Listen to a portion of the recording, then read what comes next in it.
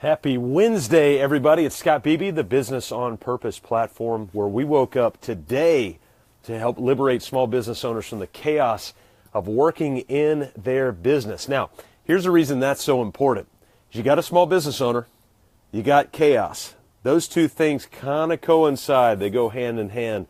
And so I titled this, How to Live with a Chaotic Small Business Owner in terms of being an absent-minded small business owner. And this is really important. It's real. It's a fact of small business life.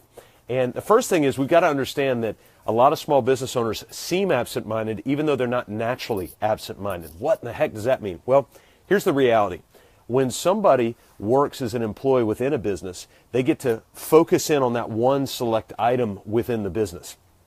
Whereas when you own a business, you got to think about the whole business. Now, that's not to say that an employee has it easier than a small business owner. There are some people's jobs in this world that I don't want. For instance, the Fed chairman. I don't want that job because that's a job where you've got so many moving parts, and the President of the United States, he's essentially an employee, right? And so we've got to think through this idea that when you're an employee, you do kind of get to lock in on one thing. Now, we also have this saying that being an employee is a safe place to be. Not necessarily, because 100% of your income comes from one stream. Whereas a small business owner, the idea is that you'll have multiple streams of income coming in one place. So where there are pressures in one, those pressures may not be there to the level of intensity in the other, but it's also vice versa. And so here's the reality. Just know what you're dealing with when you live with a small business owner. One of the things that you live with is that small business owner has to think about being an owner, being a CEO, being the COO, the CMO, the CSO, the CTO, the CIO, all of these C-suite functions that owner has to think about, even if they've got other people in those places. The other thing they have to think about, especially if they're really small business owners, say $100, $200, $300, $400,000 of annual revenue, is a lot of time that business owner is also the bookkeeper, the invoice creator, the accounts receivable person, the accounts payable person, the tax person, the sales person, the marketing person, the production person, the operations person. And so they have to carry all of those weights and all those functions. The reason this came up is because probably about 4 to 5 times a week, I'll either text my wife or I'll give her a call and say, okay, where do I need to be tonight? And just about every day, I've got to know where I'm going to be that night. Is it because I'm a complete idiot and a moron? I don't think. Maybe I'm giving myself too much of a pat on the back. But the reality is there's a lot swirling in my head. In fact, I just spent an hour yesterday working on a new calendar structure for me, particularly.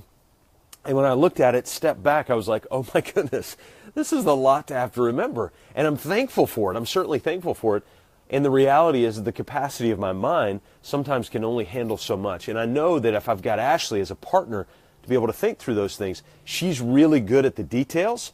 But the reality is that I'm not really good at the details. So she focuses on what she's really good at. I try to focus on what I'm really good at, and then acquiesce to both sides. So sometimes she comes over to my side and says, hey, let me help with that. And sometimes I go over to her side and say, hey, let me help with that.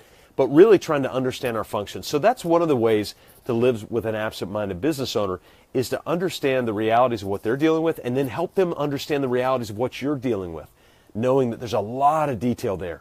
There's a lot swimming around. It would really be helpful if they could blank and sit down and have the conversation. But if you boil it all down, here's the bottom line of what Ashley and I have found that's working well so far, is in all the chaos from the business side, in all the chaos from the family side, from the personal side, from the friendship side, and everything going on around, if we can stop in the evenings and just talk.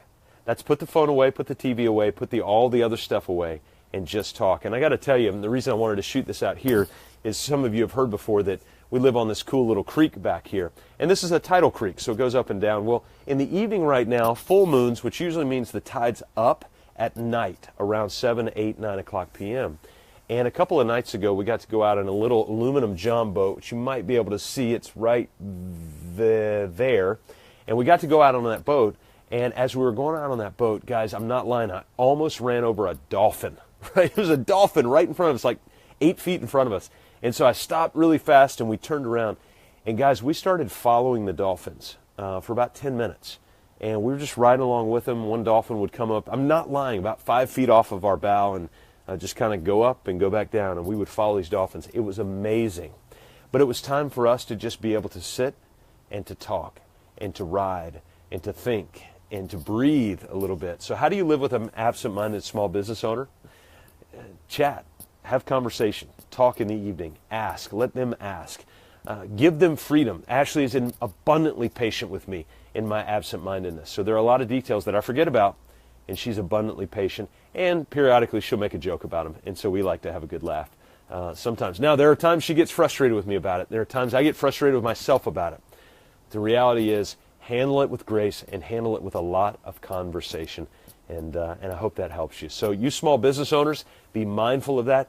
You folks who are married to small business owners, be mindful of that. And it's an adventurous ride, certainly, but one I think you'll enjoy. So, all right, guys, happy Wednesday to everybody. Hope you guys have a great Wednesday, and we'll talk to you soon.